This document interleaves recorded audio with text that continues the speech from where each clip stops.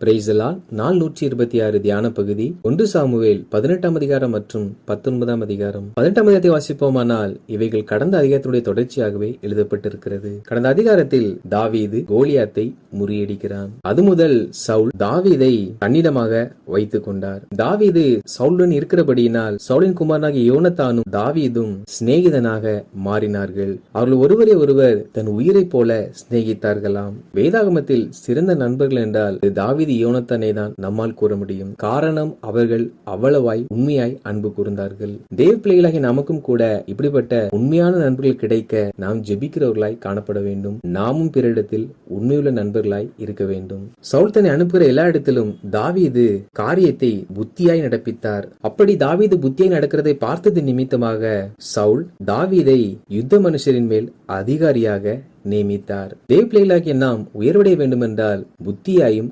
காரியத்தை நடப்பிக்க வேண்டும். தாவீது புத்தி இல்லாமல் இருந்திருப்பார் என்றால் சவுல் உயர்வை கொடுத்திருக்க மாட்டார். அவருக்கு கொடுக்கப்பட்ட எல்லா காரியத்திலும் புத்தியாய் நடந்து கொண்டது நிமித்தமாகவே உயர்வு கொடுக்கப்பட்டது. எனவே தேவ பிள்ளைகளாகிய நாமும் கூட ஒவ்வொரு காரியத்தையும் புத்தியாய் நடப்பிக்க வேண்டும். அப்பொழுது நாம் உயர்வுகளை நிச்சயமாய் பெற்றுக்கொள்வோம். தாவீது கோலியாத் என்னும் அந்த பெலிஸ்தனை கொன்று திரும்பி வரும்பொழுது அப்பொழுது அங்கே ஸ்திரீகள் ஆடல் பாடலுடன் புறப்பட்டு மேலத்தாளங்களையும் கீத வாத்தியங்களையும் வாசித்து வந்தார்கள். சவுலோ எதிர்ப்புறத்தில் நின்று கொண்டிருந்தார். அப்பொழுது ஸ்திரீகள் சவுல் கொன்றது 1000, தாவீது கொன்றது 10,000 என்பதாக பாடினார்கள். இந்த பாடலின் வார்த்தைகளை சவுல் கேட்டவுடன் சவுலுக்கு அது மிகவும் விசனமாய் இருந்தது. காரணம் என்னவென்றால் சவுல் ஒரு தேசத்தின் ராஜா. ஆனால் அவருக்கு ஜனங்கள் 1000 மதிப்பெண்ணையும் தாவீது ஒரே ஒரு மனிதனை தான் கொன்றான். தாவீதுக்கோ 10,000 மதிப்பெண்ணை கொடுத்தார்கள். இது நிமித்தமாக சவுலுக்கு எரிச்சல் வர ஆரம்பித்தது. தாவீதை தன் உள்ளத்திற்குள் பகைக்கிறவனாய் காணப்பட்டார். இதற்கு காரணம் யார் என்றால் அங்கே பாடல் பாடின அந்த ஸ்திரீகள் தான். இவர்கள் தாவீதை உயர்த்தி பாடியிருக்கலாம், தவறு அல்ல. ஆனால் இவர்கள் தாவீதையும் சவுலையும் பொருந்த பார்த்து யார் பெரியவர்கள் என்பதாக பாடினார்கள். இது நிமித்தமாக தான் சவுல் தாவீதை பகைக்க ஆரம்பித்தார். தேவப்பிள்ளைகளாகிய நாம் ஒரு நாளும் ஒரு நபரை இன்னொரு நபரோடு கூட நாம் சேர்த்து இதில் யார் பெரியவர்கள் யார் சிறந்தவர்கள் என்பதாக நாம் பார்க்க கூடாது. தேவனை கர்த்தர் ஒவ்வொரு மனிதனுக்கும் ஒவ்வொரு தனித்துவம் கொடுத்திருக்கிறார். எனவே ஒரு நாளும் நாம் பிறரை பிறரோடு கூட ஒப்பிட்டு பார்க்காதபடிக்கு இருக்க வேண்டும். மறுநாளிலே பொல்லாத ஆவி சவுலின் மேல் இறங்கிற்று. அப்பொழுது சவுல் தீர்க்க தரிசனம் சொல்லிக் கொண்டிருந்தாராம். இங்கே பரிசுத்த ஆவியானவர் இறங்கவில்லை, பிசாசு இறங்கினது. ஆனால் சவுல் தீர்க்க தரிசனம் சொன்னாராம். அப்படி என்றால் பிசாசுகளும் தீர்க்க தரிசனம் சொல்லும், ஆனால் அவைகளோ பொய் தீர்க்க தரிசனம் ஆகும். அப்படி என்றால் மெய்யான தீர்க்க தரிசனத்திற்கும் கள்ள தீர்க்க தரிசனத்திற்கும் எப்படி நாம் அடையாளம் கண்டுபிடிக்க வேண்டும் என்றால், இங்கே சவுல் தீர்க்க தரிசனம் சொல்லின பிற்பாடு அவரை பொல்லதாவி கலங்க பண்ணினபடியினால் தாவீது வழக்கம்போல் சுரமண்டலத்தை வாசிக்க ஆரம்பித்தார். சவுலோ தன் கையில் இருந்த ஈட்டி எடுத்து தாவீதை உருவ குத்தி போட முயற்சித்தார். அப்படி என்றால் பரிசுத்த ஆவியினால் தீர்க்க தரிசனம் சொன்னவன் பிற மனிதனை பகைக்க மாட்டான், கொலை செய்ய முயற்சிக்க மாட்டான். அப்படி என்றால் ஒரு மனிதர் தீர்க்க தரிசனம் சொல்லும் பொழுது நாம் தீர்க்க தரிசனத்தை நோக்கி பார்க்காமல் சொன்ன நபர் யார் என்பதை முதலாவது நாம் நோக்கி பார்க்க வேண்டும். அவைகள் பரிசுத்த ஆவியினால் இயக்கப்படுகிற குணாதிசயம் உள்ளவர்கள் மூலமாய் வெளிப்படும் என்றால் மாத்திரம்தான் அது தேவன் பேசுகிற வார்த்தை. குணாதிசயங்கள் தேவனுடைய ஆவிக்கு எதிராக இருக்கும் என்றால் அவர்கள் என்ன வார்த்தைகளை சொன்னாலும் அது தேவனுடைய வாழ்ந்து புறப்பட்ட வார்த்தை அல்ல. எனவே நாம் சொல்லப்படுகிற தீர்க்க தரிசனத்தை அதை சொன்ன நபருடைய கனிகளினால் அது உண்மையானதா பொய்யானதா என்பதை அறிந்து கொள்ள முடியும். சவுலோ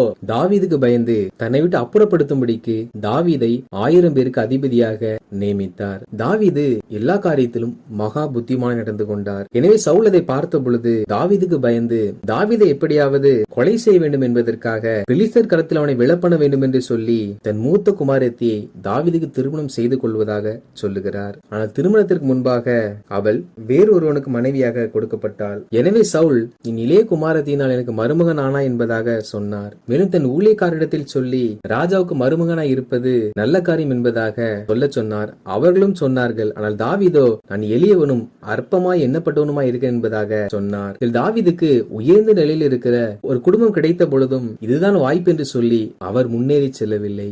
திருமணத்தின் போது பட்டப்படிப்புகள் ஆஸ்தி ஐஸ்வர்யங்கள் என்று பல காரியங்களை பார்ப்பதுண்டு. அது தேவ பிள்ளைகளாகிய நாம் எந்த நிலையில் இருக்கிறோமோ அதே நிலையில் உள்ள தேவ பிள்ளைகளை தான் நாம் திருமணம் செய்து கொள்ள வேண்டும்.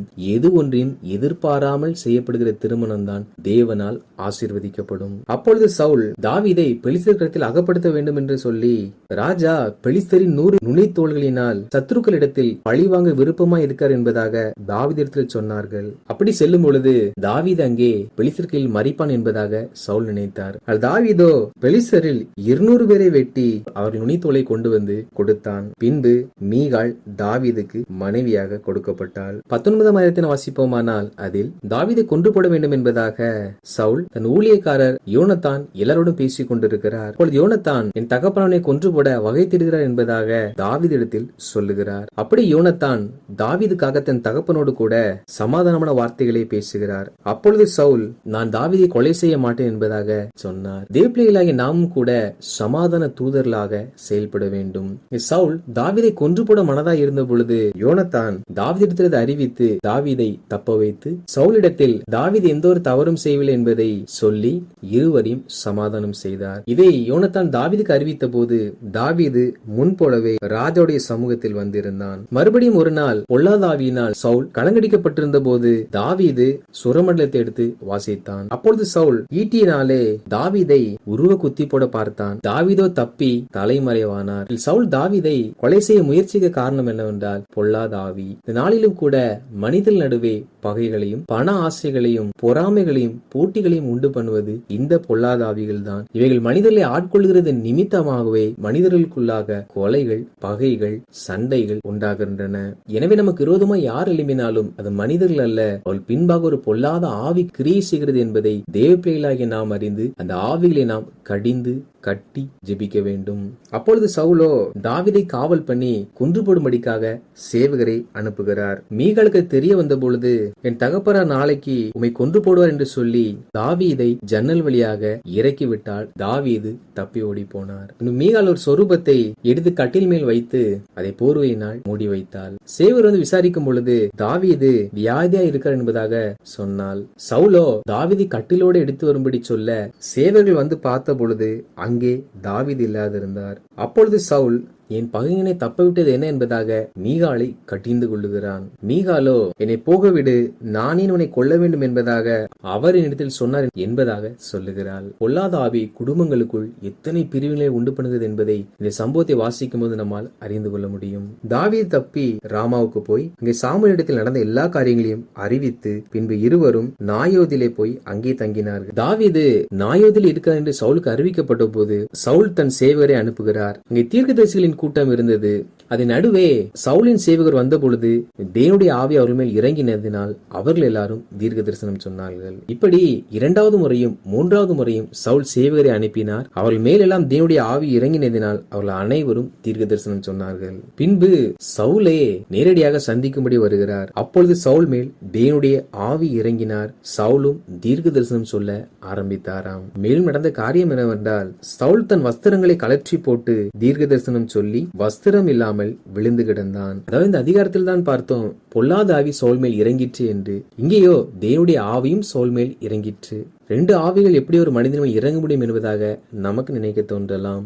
அக்காலத்தை பொறுத்த மட்டில் தேவனுடைய ஆவியானவர் எந்த ஒரு மனிதன் மேலும் தங்கி இருக்க மாட்டார். தன் வேலை பணிக்காக அவர்களை நிரப்புவார். பணி முடிந்தவுடன் அவர்களை விட்டு சென்று விடுவார். இங்கேயோ சவுல் பொல்லாதாவினால் பிடிக்கப்பட்டிருக்கிறார். கர்த்தர் வந்து இறங்கும் பொழுது அந்த பொல்லாதாவி சவுலை விட்டு நீங்கிற்று.